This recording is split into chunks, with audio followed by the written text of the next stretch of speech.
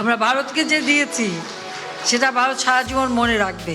আমি ভারতকে যা দিয়েছি তা ভারত কোনো দিনও ভুলতে পারবে না, খুব গর্ব করেই এমন মন্তব্য করেছিল পতিত সরকারের প্রধান পলাতক শেখ হাসিনা।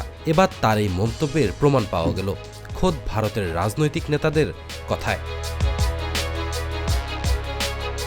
বাংলাদেশের কাছ থেকে কি কি সুবিধা নেয়নি এই পরজীবী হিন্দু মৌলবাদী রাষ্ট্র ভারত? তৎকালীন ফ্যাসিস্ট সরকারের আমলে একচেটিয়া সুবিধা নিয়ে আসছে তারা। হাসিনা সরকারে থাকাকালীন বাংলাদেশের অভ্যন্তরে ভারত তাদের পালিত সরকারকে দিয়ে বাগিয়ে নিয়েছে দেশের গুরুত্বপূর্ণ বন্দরগুলো, নিয়েছে একচেটিয়া ট্রানজিট সুবিধা। এত সকল সুবিধার আড়ালে লুণ্ঠিত হয়েছে বাংলাদেশের স্বার্থ।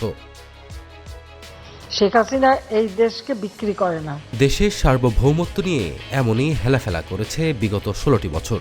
ভারতকে খুশি রাখতে গুম খুন সহ ঘটিয়েছে নানা অপকর্ম। যারাই ভারতের বিরোধিতা করেছে তাদের উপরই নেমে এসেছে গুম সহ অমানবিক যত অত্যাচার। এবার ভারতেই দাবি উঠেছে তাদের দেশের বিশ্বস্ত সেবিকাকে তারা তাদের দেশেই রাখতে চায়। শেখ হাসিনা ভারতের জন্য অনেক কিছু করেছেন উল্লেখ করে ভারতের সাবেক কূটনৈতিক, সাবেক কেন্দ্রীয় মন্ত্রী এবং কংগ্রেস নেতা মণিশঙ্কর আইয়ার বলেছেন, শেখ হাসিনার যতদিন ইচ্ছা ভারতে থাকতে দেওয়া উচিত, সেটা জীবনের শেষ দিন পর্যন্ত হতে পারে। ভারতীয় সংবাদ সংস্থা পিটিআই এর প্রতিবেদনে বলা হয়, 16তম এপিজে কলকাতা সাহিত্য উৎসবের ফাঁকে এক সাক্ষাৎকারে আয়ার এসব কথা বলেন। বিচারের মুখোমুখি করতে শেখ হাসিনাকে ফেরত পাঠানোর যে দাবি বাংলাদেশ জানিয়েছে সে বিষয়ে এক প্রশ্নে ভারতের সাবেক এই মন্ত্রী বলেছেন, আমার মনে হয় আমরা সবাই একমত হব যে শেখ হাসিনা আমাদের জন্য অনেক করেছে, তাকে আশ্রয় দেওয়া হয়েছে, তাতে আমি খুশি।